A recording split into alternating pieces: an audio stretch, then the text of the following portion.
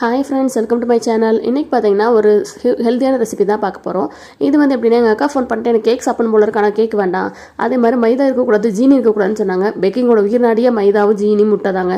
அது இல்லாமல் எப்படா செய்யறதுன்னு யோசிச்சுட்டு இருந்தேன். அப்புறம் தான் எனக்கு ஞாபகம் வந்துச்சு ப்ரௌனின்னு.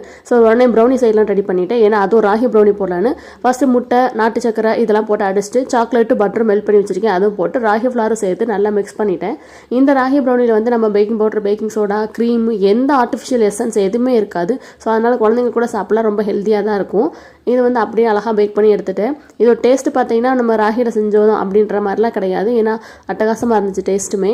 இந்த மாதிரி ராகி ப்ரௌனி, ராகி குக்கீஸு, அது மாதிரி நார்மல் வீட் ஃப்ளாரில் செய்கிற எல்லா குக்கீஸுமே சரி, எது வேணாலும் நீங்கள் ஆர்டர் பண்ணால் நான் கண்டிப்பாக டெலிவரி பண்ண முடியும்.